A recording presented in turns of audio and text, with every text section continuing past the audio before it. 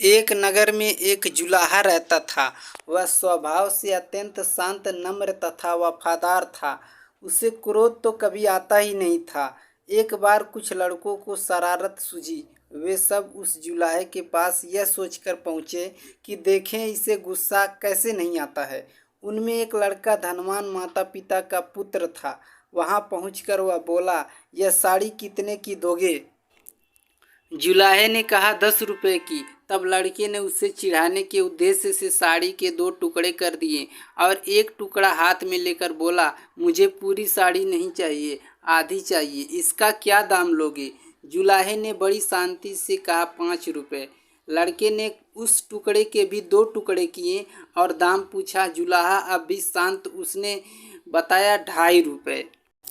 लड़का इसी प्रकार साड़ी के टुकड़े करता गया।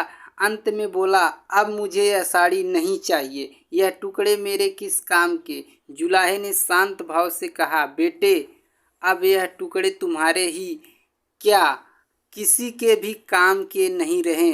अब लड़के को शर्म आई और कहने लगा, मैंने आपका नुकसान किया है, अंततः मैं आपकी साड़ी का दाम देता हूँ। जुलाहे ने कहा कि जब आपने साड़ी ली ही नहीं तब मैं आपसे पैसे कैसे ले सकता हूँ। लड़के का अभिमान जागा और वह कहने लगा, मैं बहुत अमीर आदमी हूँ, तुम गरीब हो, मैं रुपए दे दूंगा तो मुझे कोई फर्क नहीं पड़ेगा, पर तुम यह घाटा कैसे सहोगे? और नुकसान मैंने किया है तो घाटा भी मुझे ही पूरा करना चाहिए। जुलाहे ने मुस्कुराते हुए कहा, तुम क्या घाटा पूरा नहीं कर सकते?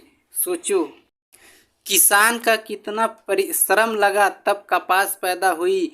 फिर मेरी स्त्री ने अपनी मेहनत से उस कपास को बुना और सूत काता। फिर मैंने उसे रंगा और बुना। इतनी मेहनत तभी सफल हो जब इसे कोई पहनता, इससे लाभ उठाता, इसका उपयोग करता, पर तुमने उसके टुकड़े टुकड़े कर डाले। रुपए से यह घाटा कैसे पूरा होगा? जुलाहे की आवाज़ में आक्रोश के स्थान पर अत्यंत दया और सौम्यता थी।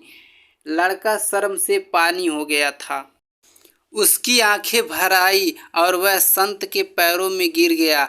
जुलाहे ने बड़े प्यार से उसे उठाकर उसकी पीठ पर हाथ फिराते हुए कहा, बेटा, यदि मैं तुम्हारे रुपए ले लेता तो उसमें मेरा काम चल जाता, पर तुम्हारी जिंदगी का वही हाल होता जो उस साड़ी का हुआ।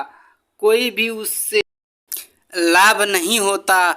साड़ी एक गई, मैं दूसरी बना दूंगा, पर तुम्हारी जिंदगी एक बार अहंकार में नष्ट हो गई तो दूसरी कहाँ से लाओगे तुम?